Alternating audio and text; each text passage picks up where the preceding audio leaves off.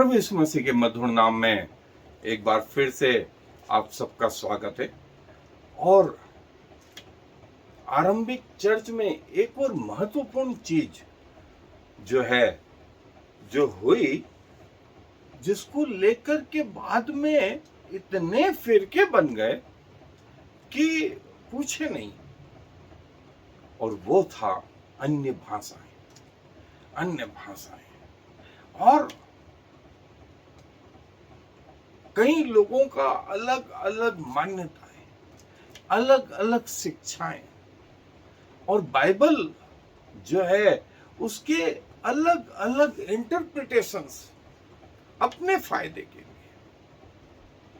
लेकिन पवित्र आत्मा जो चाहता था वो ये कि इससे परमेश्वर पिता की महिमा हो, इससे कलीसिया की बढ़ती हो। दो महत्वपूर्ण चीज, परमेश्वर की महिमा हो और कलीसिया की उन्नति हो। और टंग मतलब अन्य भाषा आई कहां से, तो हमें मालूम है 10वां और 11वां अध्याय उत्पत्ति की पुस्तक, जहां पर लोग टावर बना रहे थे और वे बिखरना नहीं चाहते थे। परमेश्वर ने उनको बिखारने के लिए जो है उनके बीच में भाषा की गड़बड़ी डाली, जो एक प्रकार का कर्ज था, एक प्रकार का श्राप था। तो पेंटिकोस्ट के दिन परमेश्वर ने अपनी महिमा के लिए, आशीष के लिए उन सब लोगों में फिर से भाषा का जो है विभिन्न भाषा बोलने के लिए वरदान दिया, पवित्र आत्मा उंडेला, और उस दिन वो आशीष थी। पेंटिकोस्ट के दिन वो आशीष थी, और बेबीलोन के दिन वो एक श्राप था। अब ये दोनों पहलू प्रकट करता है, क्योंकि अन्य जाति लोग भी अन्य भाषाएं बोलते हैं। ऐसी कौन सी भाषा है जिसको बोलने वाले पापी नहीं है? मतलब शैतान हर भाषा जानता है, हर भाषा में वो विद्यमान है। लेकिन वो अपने तरीके से वो भाषा, और हर पाप का परिणाम क्या है? मृत्यु। ऐसी कौन सी भाषा के बोलने वाले हैं जो मृत्यु को प्राप्त नहीं होंगे? सब होंगे। सो प्रभु ने जो है वरदान दिए, प्रभु ने आशीष दी, और कई लोग इस आशीष के भागी भी हुए। सो जो है बाइबल इस विषय में बहुत कुछ बताती है। और जैसा कर्नेलियस के घर में भी हमने देखा कि अन्य जातियों पर पवित्र आत्मा उतरा, और वे लोग भी अन्य भाषा बोलने लगे। और बाइबल में एक जगह नहीं, बहुत सारी जगह अन्य भाषाएं जो है, और पौलुस उस विषय में बहुत कुछ बातें भी करता है। सो बाइबल इस विषय में बहुत कुछ बताती है। सो आए मेरे साथ बाइबल अध्ययन पे चले। सो दोस्तों, जो दूसरा अध्याय है प्रेरितों के काम की पुस्तक में, हमने देखा कि पेंटिकोस्ट के दिन जो है पवित्र आत्मा जब इन पे उतरा, ये लोग अन्य भाषाएं बोलने लगे। कर्नेलियस के घर में अन्य भाषाएं बोलने लगे। लेकिन बेबीलोन के वहां पर जहां अन्य भाषाएं, वो श्राप का प्रतीक थी। सो परमेश्वर का वचन हमें सिक्के के दोनों पहलू बताता है, उसका पॉजिटिव, उसका नेगेटिव एस्पेक्ट भी बताता है। और जो है, जो बेबीलोन में जो उत्पत्ति का 11वां अध्याय है, यहाँ कंफ्यूजन था, यहाँ आशीष थी। यहाँ पर लोग बिखरना नहीं चाहते, यहाँ सब जगह से लोग एकत्रित थे, और परमेश्वर ने भाषा का उपयोग उनके कामों को रोकने के लिए किया। यहाँ भाषा का उपयोग परमेश्वर की महिमा के लिए किया। और ये वो सारी चीजें थी, दोनों पहलू। और पेंटेकोस्ट के दिन जो है, जो काम बाबुल में हुआ था, बेबीलोन में हुआ था, उसको परमेश्वर ने रिवर्स कर दिया, उल्टा कर दिया। वो श्राप को परमेश्वर ने आशीष में बदला, परमेश्वर ने आशीष से बदला। और जो है वो हुआ पेंटिकोस के दिन। उस समय एक ही भाषा थी और वे सब एक रीति से बोलते थे। जो बोलते थे वो एक दूसरे को समझ में भी आता था। और परमेश्वर ने देखा कि जो टावर बना रहे हैं वो जो है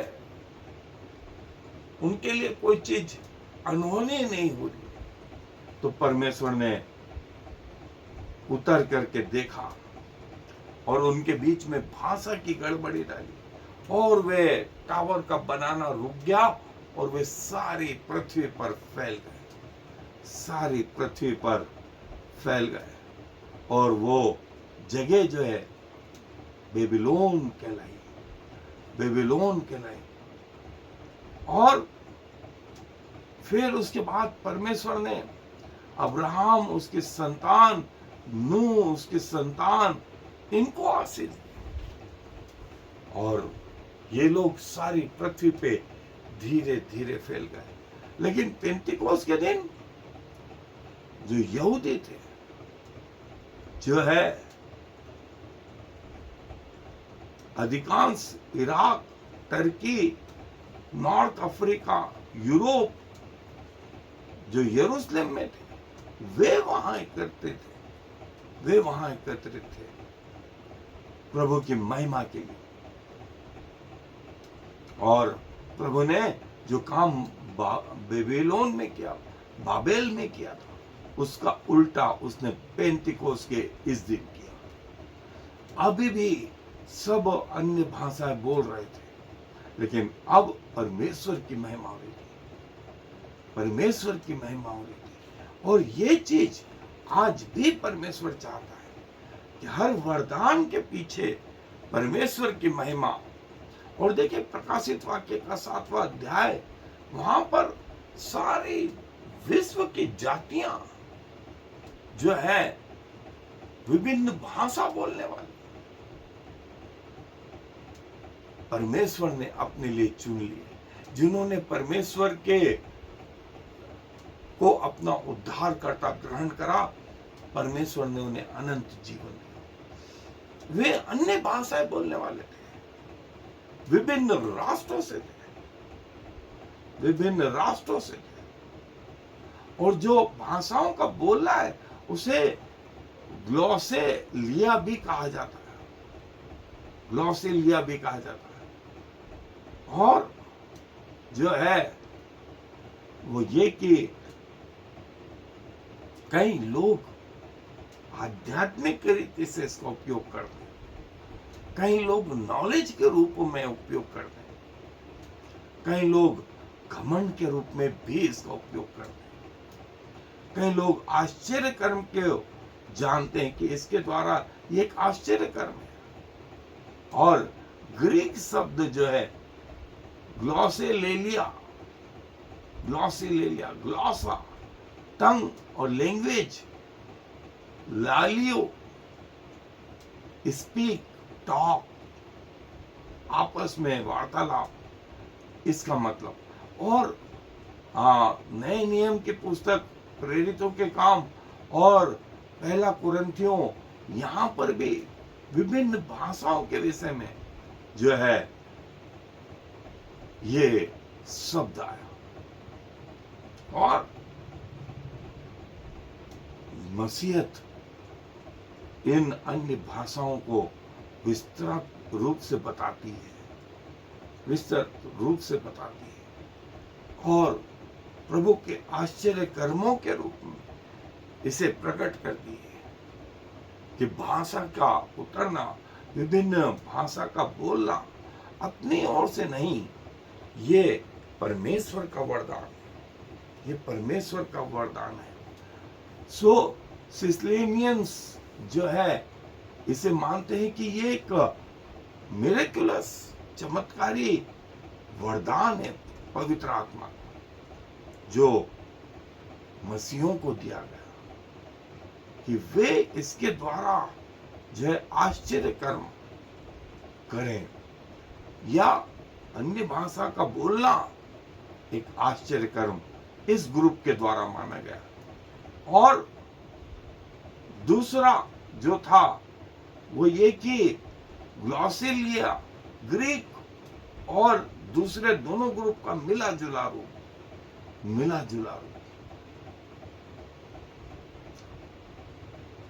बाइबल में जो है कई जगह प्रेरितों के काम 2 अध्याय 10वां अध्याय 19वां अध्याय 1 कुरिन्थियों 12वां 13वां 14वां अध्याय, और यहाँ पर जो है अन्य भाषाओं के विषय में प्रभु का वचन बोलता है।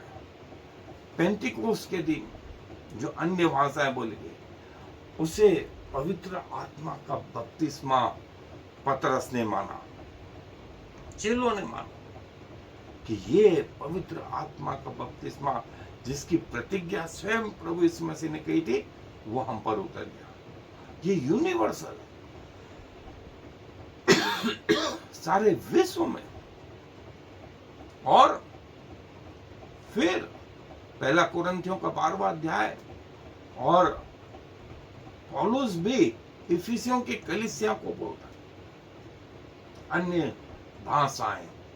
अन्य भाषाएं यदि कोई व्यक्ति बोल रहा हो और इसमें एक अनजान व्यक्ति आ जाए तो उसको कुछ समझ में नहीं आएगा,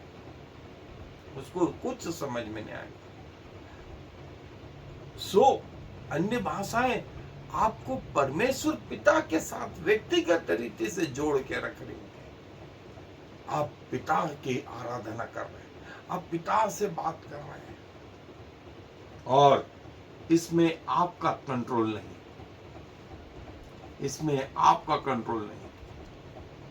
और फिर पौलुस बोलता है कि अन्य भाषाओं को उसका इंटरप्रिटेट करने के लिए भी, उस भाषा का अनुवाद करने के लिए यदि लोग हों तो और अच्छा, ताकि दूसरे व्यक्ति, कोई नया व्यक्ति आ जाए तो उसके पाप प्रकट हों और वो जो है प्रभु को अपना उद्धारकर्ता ग्रहण करे।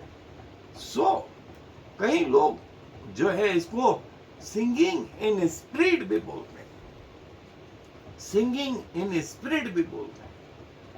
कि आत्मा में प्रभु की आराधना करना, क्योंकि आपका अपने ऊपर कंट्रोल ही नहीं है।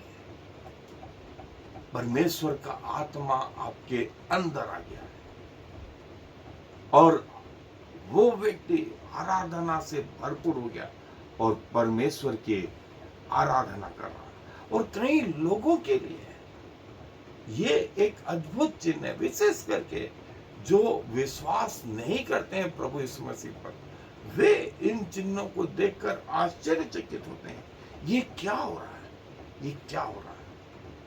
और कई बार जब उनके पाप प्रकट होते हैं वे प्रभु को ग्रहण करते हैं।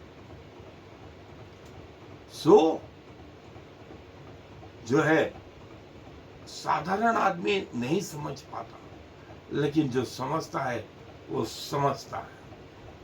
और पेंटिकोस के अलावा जो है, जैसा हमने देखा कि अन्य जातियों का पेंटिकोस 10वें अध्याय प्रेरितों के काम में कर्नेलियस के घर में भी अन्य जातियों को परमेश्वर की ओर से ये वरदान दिया गया। और जो है फिर पौलुस बोलता है यदि इसका अनुवाद करने वाला मिले तो बहुत अच्छा, अन्यथा ऐसा व्यक्ति अपने संबंध परमेश्वर से बनाए रखे।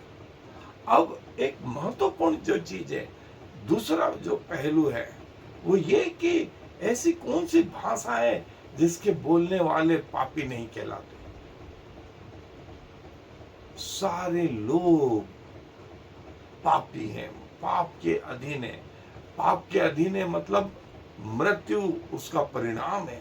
ऐसी भाषा बोलने वाला एक भी व्यक्ति इस पृथ्वी पर नहीं कि यदि उस भाषा को बोले तो मृत्यु उसके पास नहीं आएगी, एक भी नहीं। मतलब सब पापी, और सब पापी हैं तो कहां से आया ये पाप? जिसका ओरिजिन जो है शैतान। शैतान मतलब शैतान भी सारी भाषाओं में विद्यमान है, सारी भाषाओं में विद्यमान है। और इसलिए कई लोग 8-8, 10-10 लैंग्वेज जानते हैं, 12-12 लैंग्वेज जानते हैं, लेकिन उसके द्वारा वो परमेश्वर की महिमा नहीं, उसके द्वारा वे अपनी महिमा करते हैं, अपनी बढ़ाई करते हैं। और इसीलिए कई जगह इसका क्रिटिसिज्म, इसका विरोध भी जो है पाया जाता है। सो दोनों पहलू बाइबल हमें बताती है। हमने देखा कि बेबीलोन में जो है वहां पर जो अन्य भाषा आई वो श्राप की रीति से आई, लेकिन जो पेंटेकोस्त के दिन आई अन्य भाषा वो आशीष के रूप में आई। हमें चाहिए कि हम इसके द्वारा आशीषित हो। ये प्रभु का कार्य है, ये प्रभु का कार्य है, ये मनुष्य का कार्य नहीं। अन्य भाषा या पवित्र आत्मा आना परमेश्वर की ओर से, परमेश्वर की ओर से। और हमने दोनों पहलू जैसे देखे कि बेबीलोन में परमेश्वर ने भाषा में गड़बड़ी इसलिए डाली कि लोग फैलना नहीं चाहते। हमें मालूम है, विज्ञान की रीति से मैं आपसे ये कहूं कि 360 किलोमीटर के बाद ऊपर ऑक्सीजन नहीं है, और जैसे जैसे ये ऊपर जाते जाते ऑक्सीजन का लेवल कम होता जाता, फिर उसका अगला स्टेप आता, इनको ग्रेविटी क्रॉस करने के लिए स्पेस जाना होता। स्पेस के बाद में ये किसी ग्रह मंडल में, स्पेस अनंत काल का है, और उस अनंत काल में ये प्रवेश करते हैं। सो टावर का जो बनाया जाना है वो कुछ हद तक, कुछ मंजिलों तक सही था, उसके बाद असंभव था। परमेश्वर ने इनके बीच में जो है अन्य भाषा इसलिए डाली कि ये पृथ्वी पे फैल जाए, फैल जाए। एक श्राप का कारण था, जिसे बाबेल के नाम से जाना गया, बाबेल के नाम से, tower of Babel, tower of Babel, Babylon के नाम से। ये टावर जो है अधूरा रह गया, अधूरा रह गया। बाबेल में जो अन्य भाषा बोली गई और पेंटेकोस्त के दिन जो अन्य भाषा बोली गई वो ये थी। हमने फर्क देखा है 11वें अध्याय में और प्रेरितों के काम के दूसरे अध्याय में। परमेश्वर का वचन दोनों पहलू बताता है, दोनों पहलू बताता है। सो जो काम बाबेल में किया था वो परमेश्वर ने उसका रिवर्स जो है